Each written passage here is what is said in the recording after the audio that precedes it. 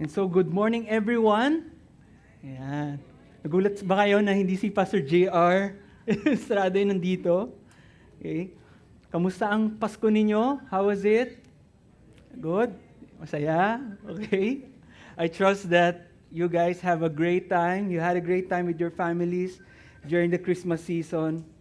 In fact, today is a special Sunday, di dahil ako po yung magpipreach, no? Kundi, una-una sa lahat, because God has a special message for all of us today. Do you believe that? That the Holy Spirit will speak to us even as we face this new year 2026. My hope and prayer for all of us that we will remain with an open heart and open mind. No? Natanggapin natin kung ano man yung mga sasabihin ng Diyos, regardless kung rebuke man yan, things na alam na natin before, parang, alam ko na yan. No? Let's be open to the Word of the Holy Spirit. And another thing why today is special, because today is the last Sunday of the year. Grabe, no? Palakpakan natin, Panginoon. Parang, wow, nabutan natin yung last Sunday. Ilang tulog na lang at New Year na. Diba? And every time kapag, alam niyo po yun, kapag huli na, tawag nito, last Sunday of the year, or say, last part of the year, a tendency natin is to reflect what's happened, transpired in the past, reflect on the things that we've done, the things that God has done for us. And dun po magre-revolve yung mensahe ng Panginoon sa atin. And so, would like to invite everyone to, would you stand on your feet as we read the Word of the Lord? I'd like to invite Rove to read us the Word of God this morning. Thank you. Good morning, church. Yun nga po, I highly encourage you to, if you have any, please bring out your physical Bibles and read along with me on chapter 3, Isaiah, verses 18 to 19. Remember not the former things, nor consider the things of old. Behold, I am doing a new thing. Now it springs forth. Do you not perceive it? I will make a way in the wilderness and rivers in the desert. Let us pray. Dear Heavenly Father, I thank you, Lord, for your word. Lord, I pray that you bless the people, Lord, that you prepare their hearts, Lord, that they may be able to digest your word wholly, truthfully, and faithfully, Lord, according to you. Lord, I pray that you administer to them with the Holy Spirit, with your power. In Jesus' mighty name, amen and amen. Amen, amen. Praise God. Thank you, Rove. Maaari na po tayong umupo. Yan. So like I mentioned, there's something about ending something, no? A year, whether an event, di ba? Pag nag-hold tayo ng event, may isang event, season, it's natural for us to look back, no? Nauna yun eh. We review, we assess. Ginagawa niyo ba yun? Di ba pag may mga events, may tinatawag na debriefing. No? Yung mga events organizer dyan, coordinator. Natural po na we look back before we look forward. Okay? And there's something about when we facing new youth year or new season, dalawang emotions yung normal na feel natin. No? Ano po yun? Una-una, syempre, excitement. Sino din na-excite ka sa 2026? Taas ang kamay, yun o. Ayan, dapat. Salamat sa ilan na na-excite. No, una yung excitement. Kasi bago yan eh. Pag may bago, diba, kahit na may bago kang gagawin, you're gonna try to do or to learn something new, na-excite tayo. But another thing that is also evident kapag pumapasok tayo sa bagong taon or bagong season is yung anxiety. Tama ba? We are excited, and yet, on the other hand, we're both excited and both scared. We're not sure kung ano yung expect natin sa New Year. Tama ba? Noong 2024, magsisimula ang 2025, naramdaman ba natin yun na, Lord, ano kaya mangyayari? Ito pa rin ako, nandito pa rin ako, God. What am I gonna expect for New Year? Nagpipray na ako pang 4 na taon na to, Lord, na umaattend ako ng prayer and fasting to lift up lahat ng mga concerns, pero hanggang ngayon hindi pa din, God. Is there something na I'm gonna look forward to? Okay? But for us Christians, dapat ma-excite lang tayo. Okay? I'm not saying na hindi tayo matakot, But I'm saying is, dapat mas higit yung excitement natin. Hindi lang sa mga blessings na ibibigay ni Lord, but ano yung mga bagong challenges na ibibigay ni Lord, ipapadaan sa atin, so that we will have a fresh revelation of who God is sa buhay natin. Do you believe that? Na in those challenges, in those hardships and difficulties na hinaharap natin, laging yun yung opportunity for God to display His power. Okay? That ma-excite tayo. To believe God for direction, to believe God for His word and revelation. Which is why, every year po, ginagawa po natin ito. We come together as one church, we pray together, we lift up to the Lord yung mga prayer requests natin. Okay? We hold this, what we call a 5-day annual prayer and fasting. Okay? For this year po, ang tema po ng ating prayer and fasting is the mission. No? It's unfolding stories of God's redemptive purpose. So whole year round po, na yan po yung magiging tack natin. No? As we face this 2026, it's gonna be about the mission of God. No? Sabi ng, Roy, ano ba yun? Parang wala namang bago. Yes, wala naman talagang bago kasi si Jesus, when He ascended to heaven, anong tawag nito? Ano yung binili Niya sa mga disciples Niya? It's to go and make disciples. That's our very DNA as a church. Hindi lang po natin inimbento yun. Sinabi po ng Panginoong Jesus yun, that we should go, we are called to go and make disciples. So when I invite you, it's gonna be from January 5 to January 9. Okay, you can now plan your fasting kung 1 meal ba yan, water fast lang ba yan, media fast lang ba yan.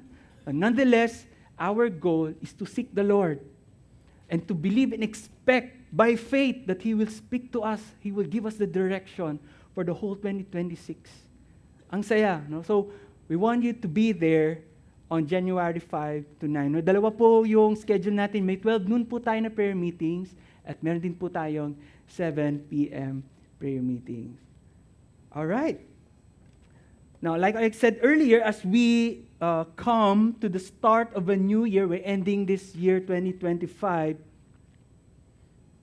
sabi ko nga, we are reassessing. Ni-review natin, ano ba yung nangyari, nagdaan? Ano ba yung mga prayers, answered prayers na sinagot na ng Panginoon? Ginagawa niyo po ba yun? Yung ni-review niyo mga prayer requests niyo sa Panginoon, or kinalimutan niyo na, di naman sinasagot ni Lord, na baon na lang sa limot, iba na lang, bago na lang. Tama ba? I hope not. Because doon natitest po yung pananampalataya natin sa Panginoon. Until God says, tama na anak, wag mo na hingin yan, di ko bibigay yan. We continue to hold on to our faith. To ask God, to believe God for greater things. Kami po ng family ko, we have what we call this New Year's tradition.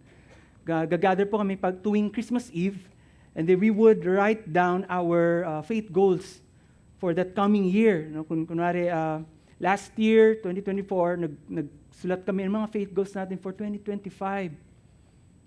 And we're not just writing down things na, alam mo yung achievable, kaya mo naman gawin yun eh.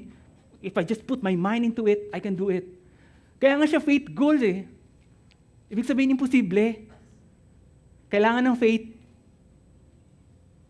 Talaga, Roy, pati yung magka-jowa. Yes! Kailangan yun. Baka faith yung pangalan nung... Andyan lang sa tabi-tabi. Yes! Walang nakakaya naman, ito lang. No. The same faith, when you believe for promotion, will believe for healing, believe for a lifetime partner, believe for financial breakthrough, it's the same faith that God has provided and available for each and every one of us. The question is, do you believe that? Naniniwala ba tayo? Okay. And when we do this, now going back, no, pag nag-check kami, ang dami nangyari. We remember the good things. We remember the first, alam niyo may mga verses, what you call it, out of the country ng family. Yan, di ba? You celebrate that. And you remember yung mga successes, promotion. What else?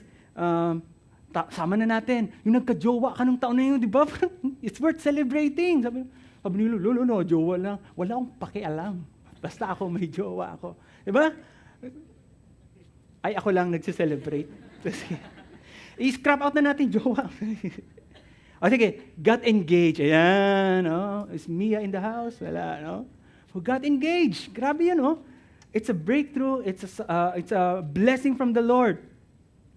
But others, not only they do remember the answered prayers, but others would also remember the bad ones. Past mistakes, wrong decisions, wrong choices, ano pa? Losses. Even yung mga traumatic experiences, loss of loved ones. 2023 was the most difficult year for us families. Kasi po, nung May 2023, yung grandmother namin passed away. But it's only normal kasi she's reached the full years and we're grateful sa taon na binigay ng Panginoon sa kanya. But the thing that happened next, after a few days after she passed away, is something that we did not expect. It was a shock to us. Our eldest brother got hospitalized. Next thing we know, nasa ICU na siya. It was so fast, ang bilis. Gugulat kami, parang, ano nangyari kay Brian? A few days later, he was bleeding, ang daming complication. He was on a coma. And we were praying hard. We were in faith. We're believing, Lord, you can revive dead people. So we believe that you will revive yung kuya namin. Unfortunately, he didn't make it. A few days after he died. And 2023 was never, our Christmas, our celebration ng mga birthdays has never been the same again. How we wish pwede namin kalimutan. Pero hindi eh.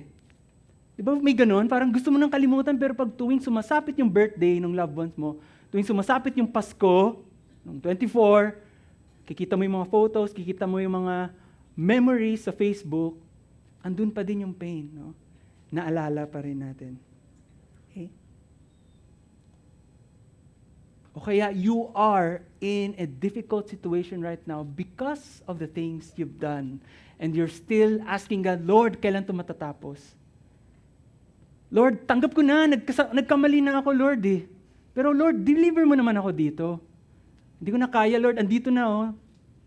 Konti na lang, bibigay na ako. Konti na lang, Lord, magbabackslide na ako. Konti na lang, Lord, kukunin ko din buhay ko. Are we here?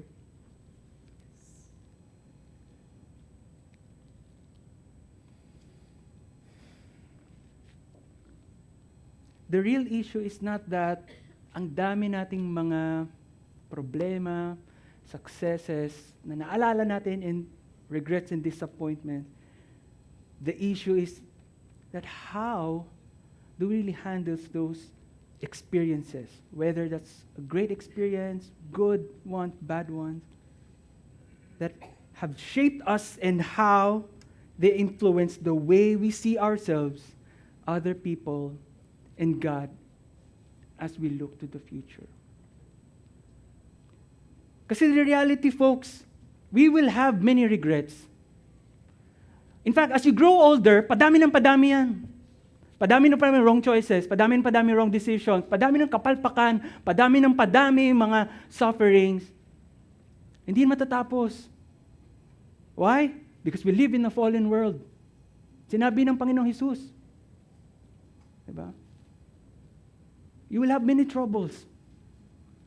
Pero ang promise niya, take heart. I have overcome the world. Diba? Amen. Palakpan natin ang Panginoon.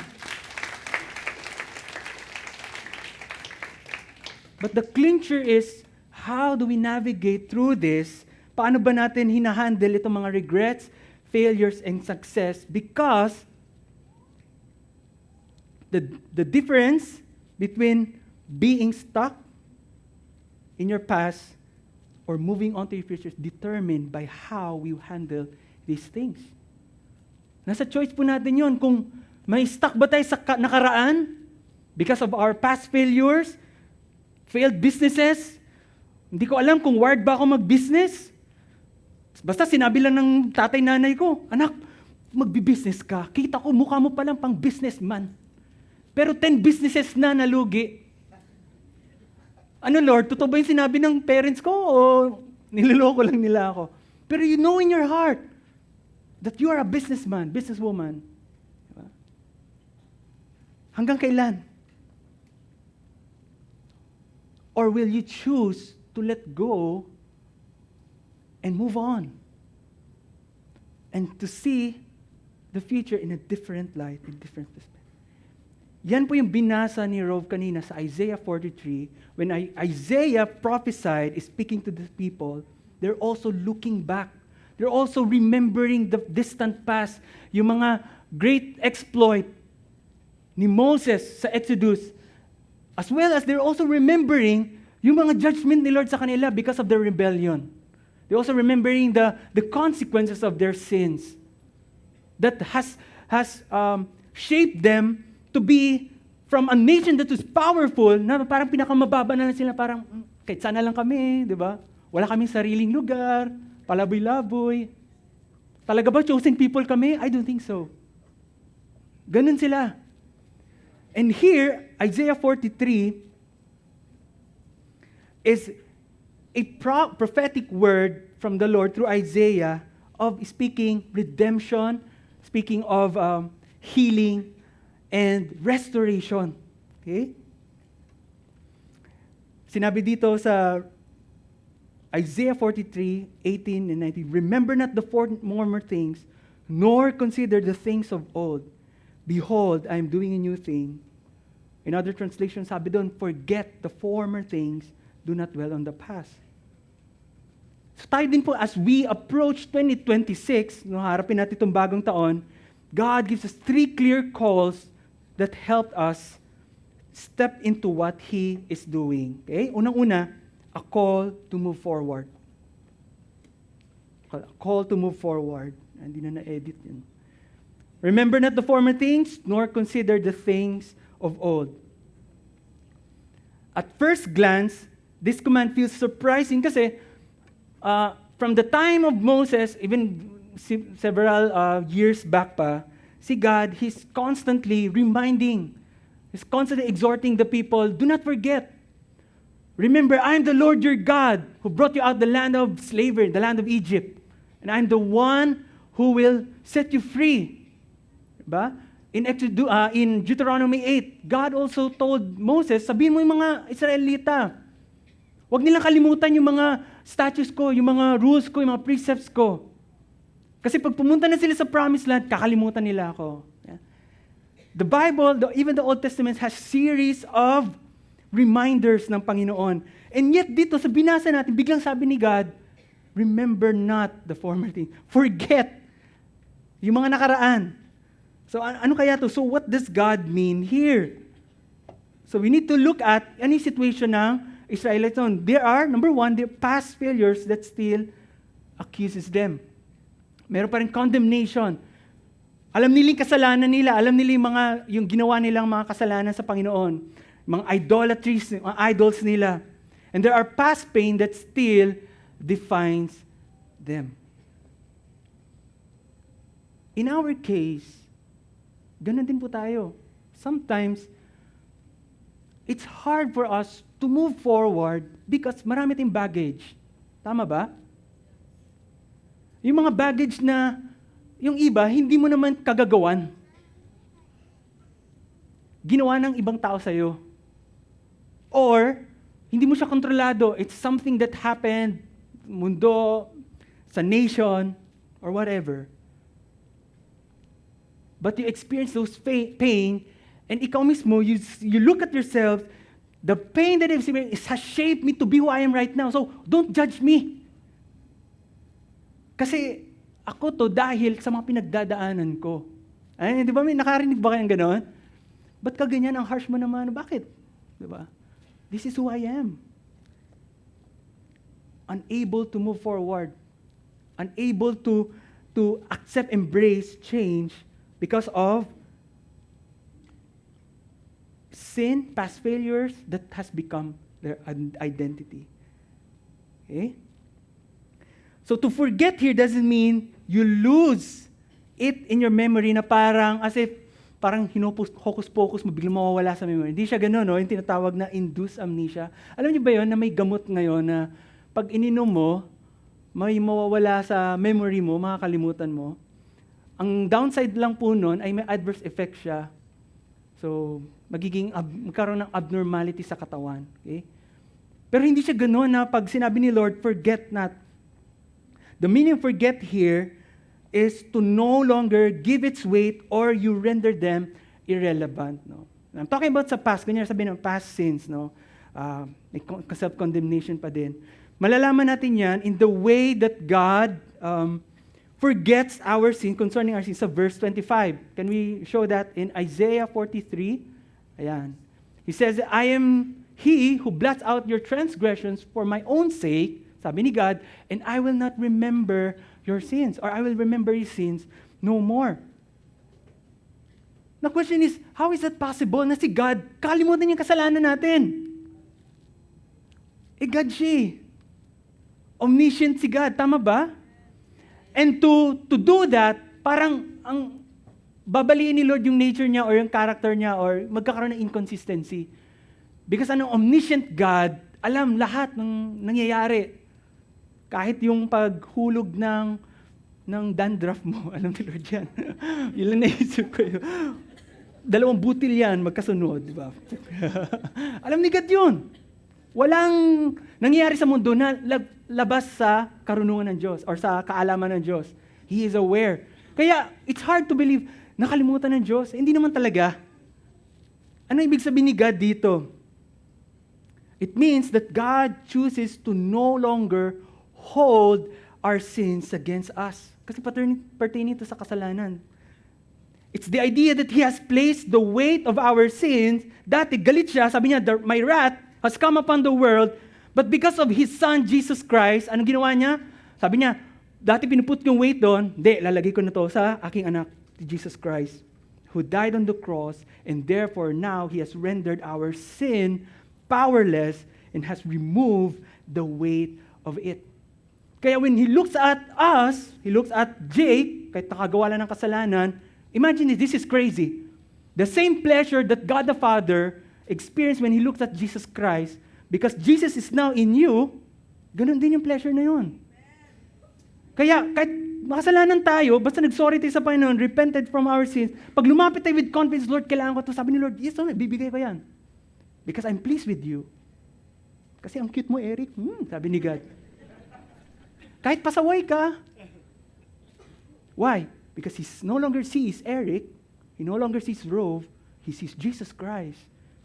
Yun yung ibig sabihin nun, yung weight, yung value ng kasalanan. Kaya palakpakan natin ng Panginoon. Wala na. So, when we look at ourselves, yung past sins ko, ganun din dapat. Maalala mo man, minsan maalala mo, parang may napanood ka, ginagawa ko yung dati. Pero, hindi ka na yung parang makondemn ka eh. Parang, yeah, I was like that, but I'm now a new creation. The Bible says, the old is gone, the new has come. There's no more condemnation who is in Christ. Diba? Wala na siyang weight. Wala siyang bearing. Kaya pwede tayo mag-share ng testimony. Alam mo, dati, I was like this. I was lost. Hindi ko alam ginagagawa ko. But finally, when I met Jesus Christ, now, I'm found. I realized may value pala ako. I realized may plan palang Diyos para sa buhay ko. And I'm grateful for that. All of a sudden, it shifted. The same applies also with other people na nakasakit sa atin. Okay? Sometimes, most of us may unforgiveness pa. Kaya it's hard for us to move forward. It's hard for us to move on sa mahal sa buhay. Kamag-anak mismo natin, no? Hindi nakaka-attend ng New Year's Eve celebration. Kasi may sama ng loob eh. Di kaya eh. But in the same way, sabi daw ng Panginoon, you forgive anak, just as I've forgiven you. Huwag mo nang tingnan ng value. Don't put value on that sin anymore. Release mo yan. Amen? Okay. Pangatlo is, past successes that makes us resistant to change. No? The same applies also, hindi lang sa sin, kasalanan, sa mga failures natin, but also in our victories, sa mga successes natin. No? I don't know if you remember the story of Kodak. Sino naabutan yung Kodak? Hindi ko na naabutan to eh. Sabi ko, Pastor Jay, ano ba yan? Ito Pastor Jay Ramirez sabi, Kodak Roy. Ay, hindi ko alam yan eh. De, joke lang. Kodak, di ba, napakapatok niya, no? Pag meron ka niyan, cool ka. Sabihin, di ba, professional ka pa, DSLR. Tapos, alam mo pa yung ISO. Ano yung dad? Yung mga ISO, di ba, yung ISO, para kung depende sa kung outdoor mag-shoot or indoor. So, ang cool mo, dami mong bala, ganun. Parang baril. Pag maaraw, palit. Ang akala ng Kodak, tatagal sila for so many years. But here's the thing. Na-anticipate na nila that there will be a revolution in terms of photography. No? There will be digital photography na papasok. Ang problema, they feared that disrupting its profitable film business, kapag in-embrace nila to, mawawalan sila ng business, masisira ang business nila, not knowing that yung digital era is rapidly moving forward, lumabas na yung cellphones, smartphones, kaya yung mga competitors ng Kodak, grab the opportunity, sumakay sila doon sa digital age, next thing you know, ang Kodak, hindi na sila makasabay. Which is why, noong 2012, they filed a bankruptcy. Nung gusto nilang bumawi, too late na. Napag-iwanan na sila. Okay? Because nasilaw sila ng success. Akala nila, alam mo yun, hindi na sila nag-effort, naging complacent na sila. Kasi namuhay sila sa past successes. May kaibigan ba kayong ganon? Yung wala siyang trabaho ngayon, pero ang kinikwento niya yung trabaho niya 2 years ago, dati supervisor ako. Boss ako dun eh. Talaga? O ano na ngayon? Supervisor ka. Oh, supervisor. Taga-utos ng bintimpla mo ko. Kape. Asawa. Diba? They live in the past. God is telling us to move forward. Do not dwell on even those successes, victories, stories. Why? Because it has the potential. Okay, listen to this. Yung mga former miracles ni Lord, regardless kung gaano ka grand yan, gaano ka ganda pag sinare mo, alam mo yung walang kupas, pangatlong taon na sinare mo testimony, parang yung mga tao parang, wow, ang galing ni God. Paulit-ulit ka na mag-share. Pero wala ka na na-experience sa breakthrough kay Lord, nire-recycle mo siya.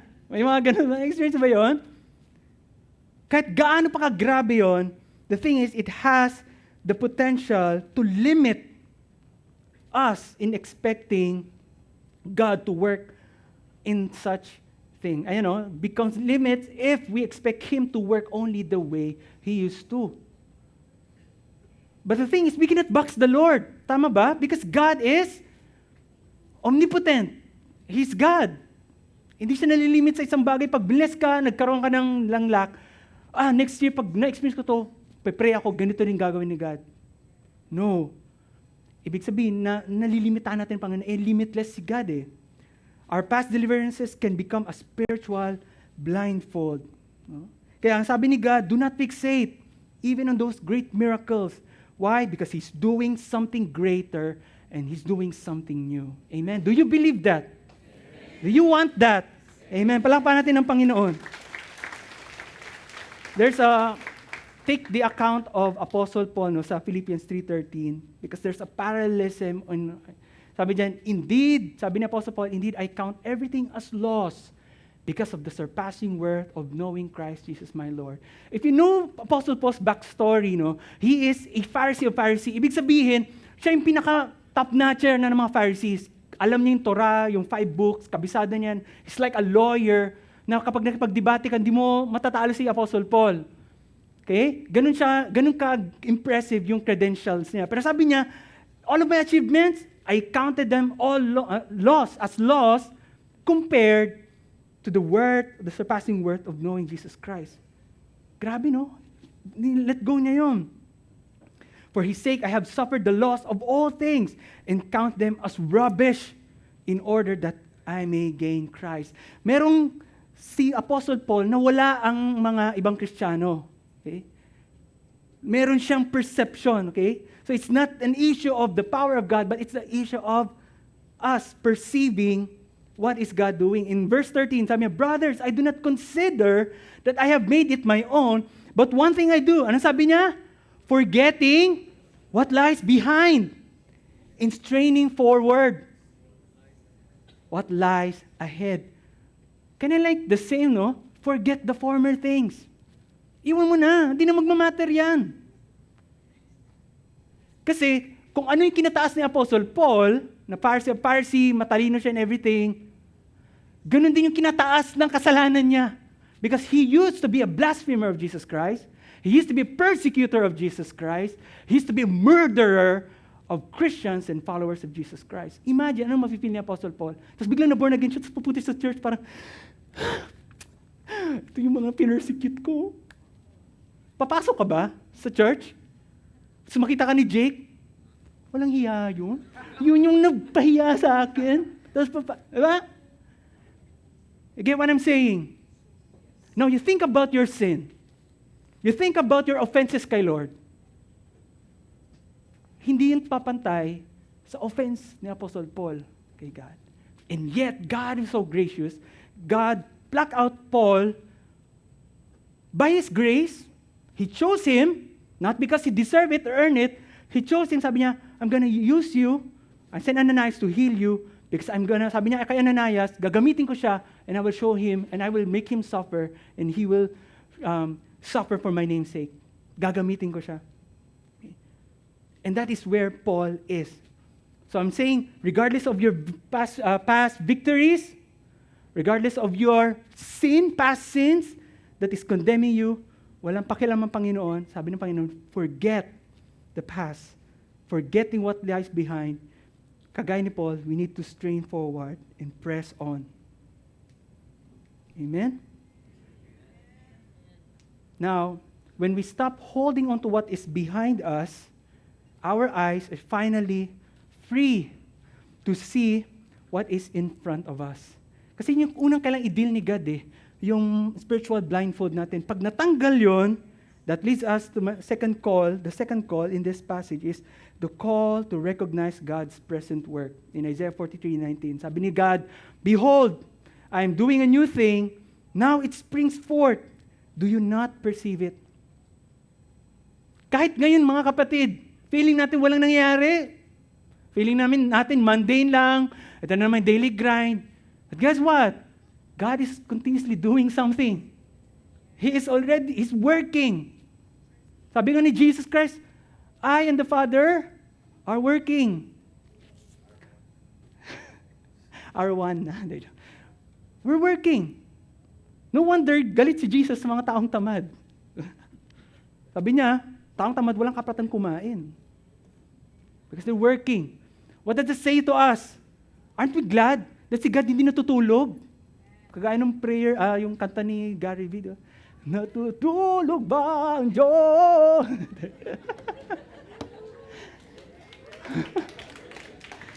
Ang buhay mayroong halaga.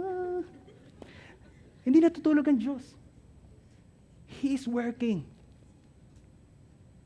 And that should bring comfort to each and every one of us. Hindi natin nakikita. Kaya sabi ni God, do you perceive it? It springs forth. Anak, tinan mo, oh. Hindi mo ba nakikita? Wala, Lord. Andiyan eh. Tingnan mo kasi. And that's the problem. Our inability to see what God is doing. Amen? Tayo yun. Tayo may problema, mga kapatid. Hindi si God. Tayo kasi hindi natin alam. Hindi natin na-perceive. And the question sabi niya, do you not perceive it, is a question that implies that it's also possible to miss what God is doing. Sabi niya, I'm doing a new thing. Pero anak, hindi mo nakikita eh. Now take the account of yung Mrs. ni Lot. Tama. Wala kasing pangalan yun. Si Mrs. Lot. Okay. Mrs. Lot. Nung the-judge ni God yung Sodom and Gomorrah, ang ginawa ni Lord, He sent angels. Diba? Warn them. Sabi niya, aalis kayo dyan sa city na yan because gugunawin kayo, papaulanan ko yan ng apoy. No? I'm gonna destroy that city full of wickedness. But here's the thing, condition, do not look back. Tuloy lang, diretso ang tingin. Labas. But what happened to the wife of Lot? Anong nangyari? Tumingin siya. Pagtingin niya. Pus! Naging pillar of salt siya. Yeah. Kaya hindi makamove on si Lot. Kasi araw-araw na alala niya pag, anak, pikpasin ng asin. Kaya hindi na siya bumibili ng asin, patis tsaka toyo na lang. Kasi naalala niya, asawa niya, misis ko yung asin. Walang bibili ng asin, patis at toyo lang. Sabi niya. Kasi hindi siya makamove on eh. Siya hindi makalet go sa past. Anyway, just kidding. Hirap. And ang classic example is, syempre, yung mga stiff-necked people, the Israelites, yung mga chosen people, nung tinawag ni Lord. Imagine this, Moses led these people, sabi ni God, palayaan mo sila because I've chosen them. They will be my people, they will worship me. Pero nakita ni Moses, they kept on grumbling, complaining, ano na naman, mana na naman. Diba? Nakakasuya na. Palagi na lang mana. Diba? Buti nga may mana eh. Diba? Kumain ka ng buhangin. Kumain ka butik or ahas. But they keep on grumbling, complaining against God. At nung malapit na sila doon sa promised land, remember, anong ginawa ni Moses? He sent 12 spice boys. Hindi, joke lang. Tara guys. Mga spice boys may music. And only the 10 of them came back. Anong sabi nila? They brought bad report. Sabi niya, mga higanti yung mga natao doon, di natin kaya yun. Kawawa tayo, papatayin lang tayo noon. Para tayong mga grasshopper sa paningin nila. So all the 10 spies, negative yung reports. But only 2 of them, Joshua and Caleb, brought a good report. Sabi nila, yes, mga higanti nga yan, but God is on our side. We can defeat them. In fact, that land is a land flowing with milk and honey. Pero ano nangyari? To make matters worse, yung 10 spies na yun, nagkalat ng ano, wag na natin, hindi convince natin sila Moses. Negative. Kaya ano nangyari? Sa Numbers 14, verse 2, and all the people of Israel grumbled against Moses and Aaron. Ito na yung transpired. The whole congregation said to them, would that we had died in the land of Egypt? Or would that we had died in this wilderness? Why is the Lord bringing us into this land to fall by the sword? Hindi naman talaga nangyari. Ang nakakatawa dito, tanong nila paulit-ulit, pero ang layo na nangarating nila. Sabi nila, our wives, our little ones will become prey. Would it not be better for us to go back to Egypt? Yan, take note, the word, go back. And they said to one another, let us choose a leader and go back to Egypt. Wow! After all ginawa ni God dito, the best solution they can think of is balik tayo sa Egypt. Hello, 400 years kayong slave doon. Nagiging Jake ako. 400 years. Wow. Sorry. Pipiyukin ka. 400 years. Tapos yun yung maisip mo, babalik ka. That's the problem, mga kapatid. When people become so focused in the past, even painful ones, they are unable to move forward with God. It's almost impossible.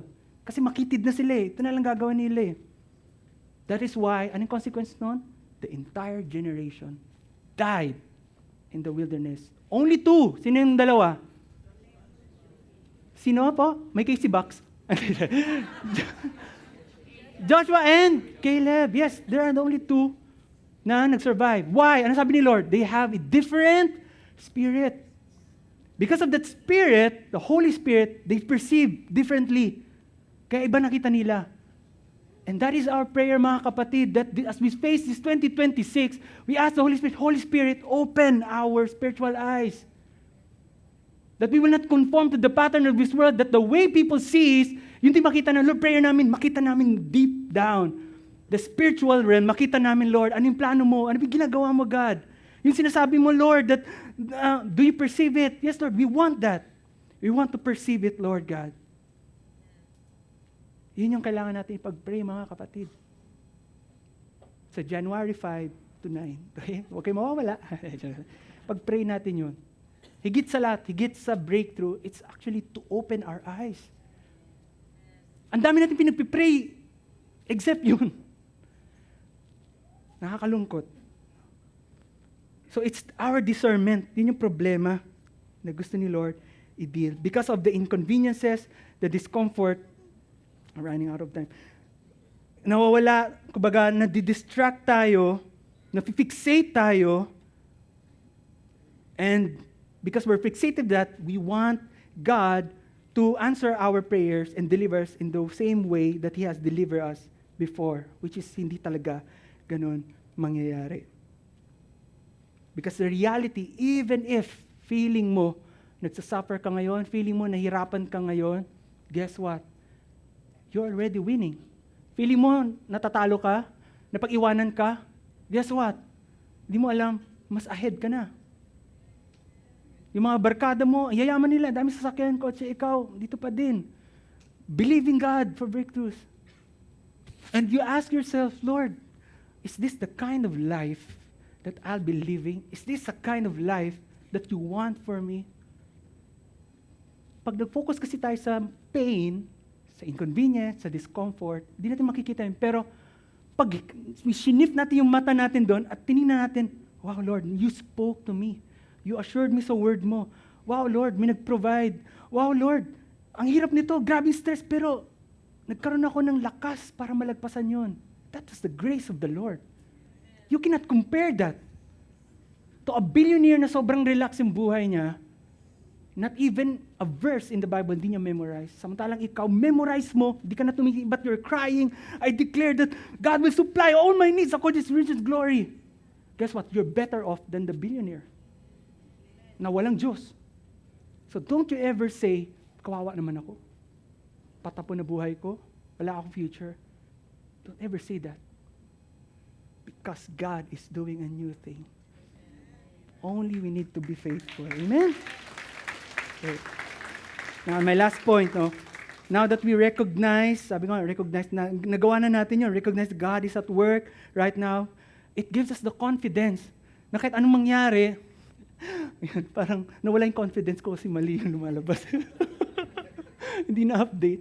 Sorry po mga kapatid. Pero ang point number 3 po, it's a call to trust God to make a way. Okay? Sabi niya, I will make a way in the wilderness and rivers in the desert. Okay? His God is, ang ganda ng dalawang imagery na binigay ng Panginoon. It's the wilderness and the desert. Wilderness symbolizes yung uncertainties, vulnerability, confusion, di mo alam ang mangyayari. Desert naman is dryness, whether in all aspects of your life, emotionally, spiritually, relationally, you're dry. But God does not promise that we will have an easy life, but even in the midst of that difficulty, He promises His presence and His provision. God will make a way. Anong picture nun, Kuya Roy? I don't know. Hindi ko alam. The Bible says, sabi ni God, no eye has seen, no ear has heard, no mind can know what God has in store for those who love Him. Wala nakakaalam. Si God lang. At ikaw, kung impressed yun ng Panginoon. So the call to trust God to make a way is also called to believe Him that He is a God who causes everything to work together for the good of those who love Him and called according to His purpose. Okay?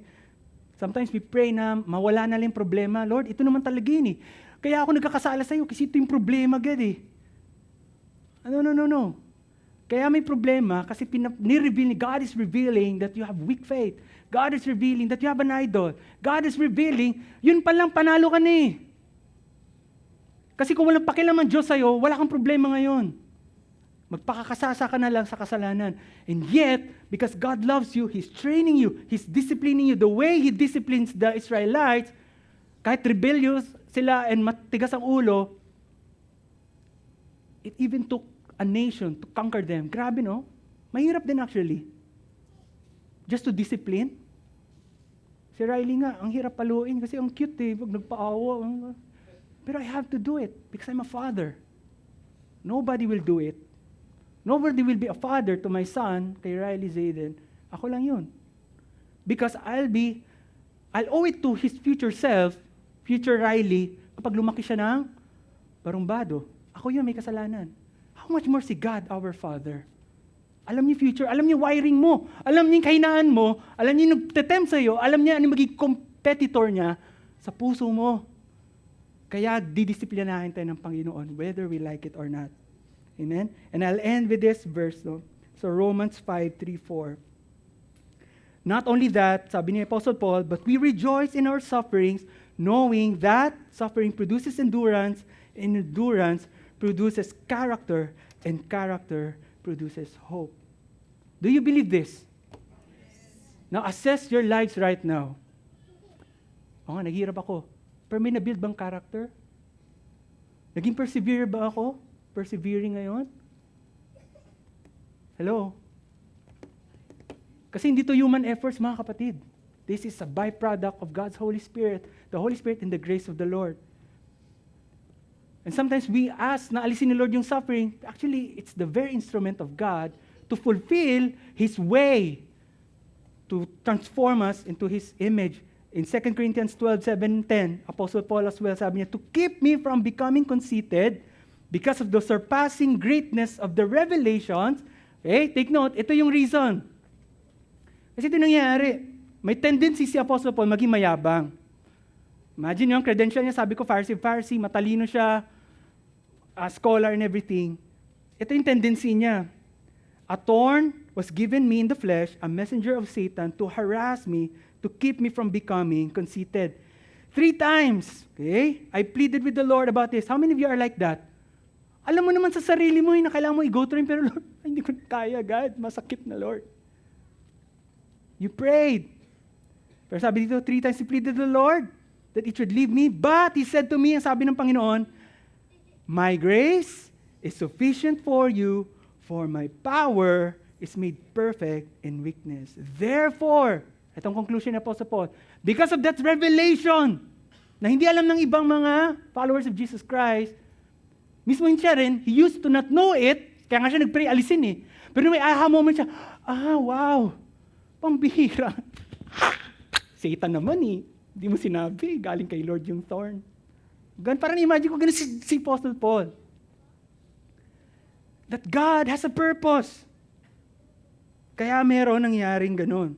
Yeah, place that suffering in His body. Sabi niya, therefore, I will boast all the more gladly of my weaknesses so that the power of Christ may rest upon me. It's not about me anymore. It's about the power of Christ. Para pag may naka-witness, ang galing mo. No. Jesus yun. I'm weak, but God made me strong in Jesus Christ. The glory goes to Him, not sa Kanya. Kasi magaling talaga siya eh. Okay? Nagsishift na. For the sake of Christ, then, I'm content with weaknesses, insults, hardship, persecution, and calamities. For when I'm weak, then I'm strong. Ano ito yung I am content? Godly character. Only then the character of God is forged kay Apostle Paul. Paano? Through fire. We need to go through fire, mga kapatid. Maybe some of you already, God is telling you, anak, itong 2026, you're gonna go through fire. Alam ko, masakit, mainit. But don't worry, my grace is sufficient for you. Pag feeling mo walang way, don't worry, I will make a way. Magugulat ka. Wow, Lord. Magkakaroon ka ng aha moment, and that is the most precious thing that a Christian could ever receive. Ano yun? A greater revelation of who God is in his life. Do you want that? Do you want that? Palakpakan natin ng Panginoon. And as I close,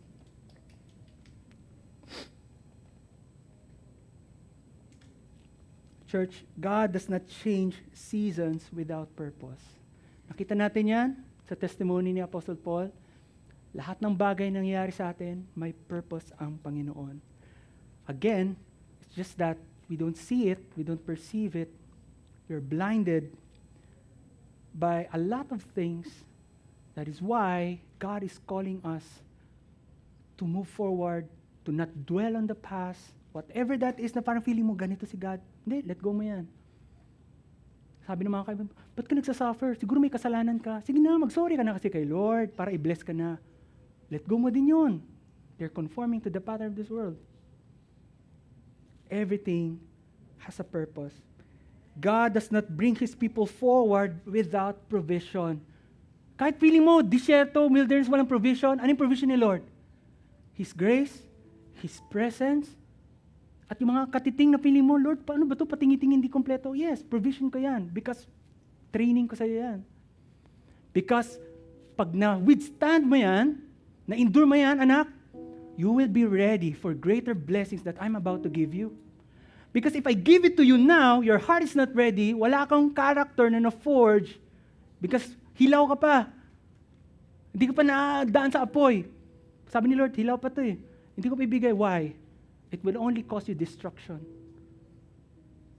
Baka maging idol mo pa nga yun eh. Pag bless ka na ng Panginoon, ganun tayo kamahal ng Diyos. Sabi, hindi ko ibibigay anak. Si Riley, kung alam ko, yung laruan na ibibigay ko, ipagpapalit niya ako, hindi niya na ako papansinin, hindi na ako maglaro kasi doon na lang siya sa toy niya. Tatapon ko yung laruan na yun, parang bira to. Ako daddy mo. Maglaro tayo. Diba? How much more si God? How much more si God? Ganun niya tayo kamahal. Anak, tiis mo lang. Tiis mo lang. Don't worry, my grace is sufficient for you. And I'm the one's gonna make a way. Question is, will you trust me? Will you hold my hand as you journey with me in this season? Kahit mahirap, but it's worth it. Kahit mahirap, you will discover and know who I am. A ginosko type of knowing, an experiential type of knowing God. So as we step into this year 2026, hear this, mga kapatid, the word of the Lord. Behold, I'm doing a new thing. May we have eyes to see it, faith to follow it, and courage to move forward and leave the past behind where it belongs, in the hands of a faithful, ever-working God. The God of new beginnings and second chances, who is always more interested in looking far ahead to our forgiveness, redemption, and restoration. Pag alam po natin yon, we can face 2026 with confidence, with joy. Di Lord, alam ko, you're after my redemption, you're after my restoration. I will not fear, for you are with me. Amen? Why don't we stand up right now? Let's close in prayer.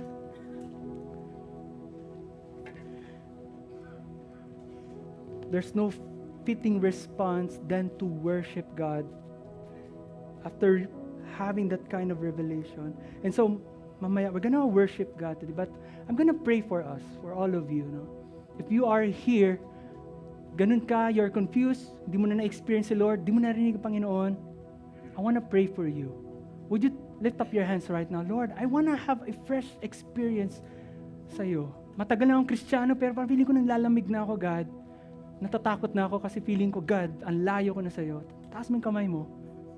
I want to challenge you to believe God for revival, spiritual revival in your soul, in your relationship. Lord, you see these hands, Lord, of your children. Whether nagkukunwari lang kami, Lord, or na-pressure lang kami, no, you know their hearts, God. And you are faithful and true, and you're compassionate enough to grant the prayers of your children. So, Lord, I pray in the name of Jesus Christ, bring spiritual revival in their souls in the name of Jesus Christ. Open their spiritual eyes, Lord, that they would see your plans, that your plans, your will is perfect, good, and pleasing, Lord. Renew their minds, Lord God, in the name of Jesus Christ. Lord, Holy Spirit, fill them once more. Fill them up.